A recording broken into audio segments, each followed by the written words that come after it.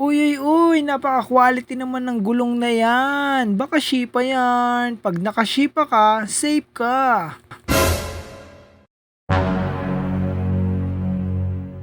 At dahil nga naging jet ski yung motor natin nung nagdaan na ulan, yan na nga, naisipan nating ugasan yung motor natin dahil napakalibag na nga.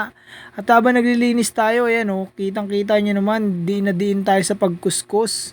At yan na nga, naglinis na rin si Bayaw, tapos na rin tayo maglinis ng ating motor. Ayan oh, baka Shipa yan.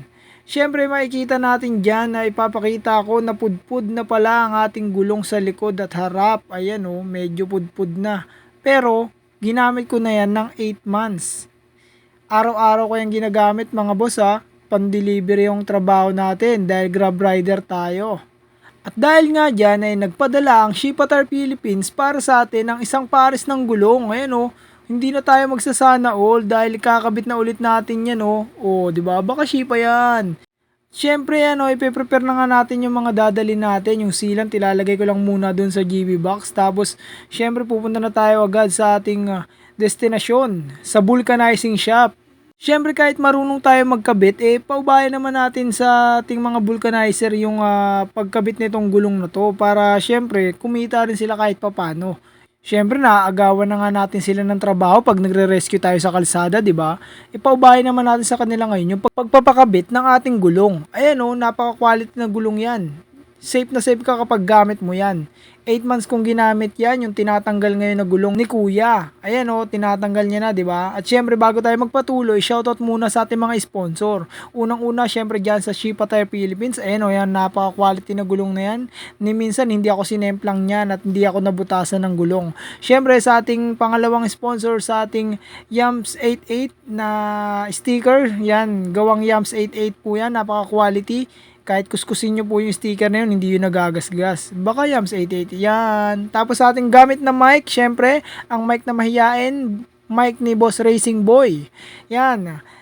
Click lang kayo sa kanyang Shopee link. Meron po doon na binibenta si Boss Racing Boy.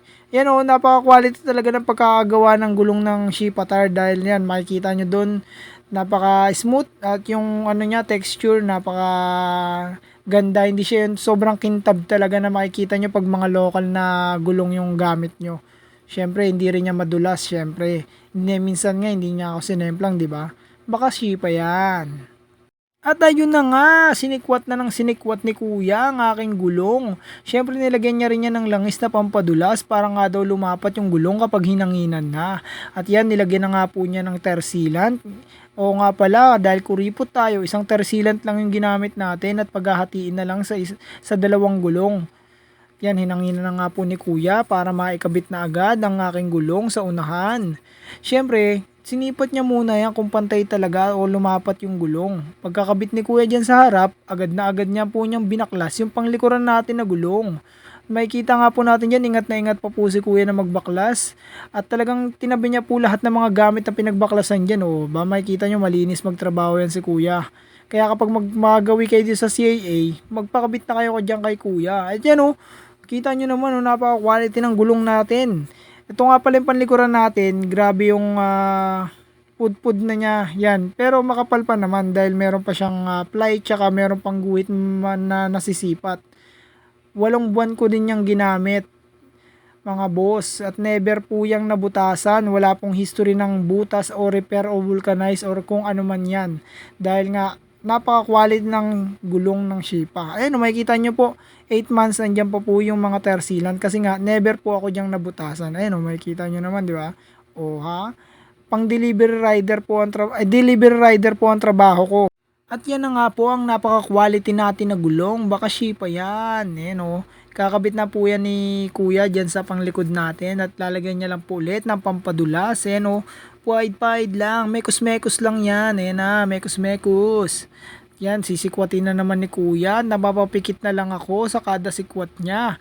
At yan na nga. Hinangina na ni Kuya. At hindi ko na napakita na nilagyan niya ng tersilant. Tagad na nga po niyang kinabit yung ating gulong sa likuran. Sabi ko, paki-adjust na rin po ang kadena ko. At yan na nga, bumalik na nga tayo, dala-dala natin ang ating pinagpalitan na gulong dahil isusurrender natin yan. At yan na nga, dito na nagtatapos ang pagkapakabit ng ating bagong gulong. Baka Shipa yan. Wow!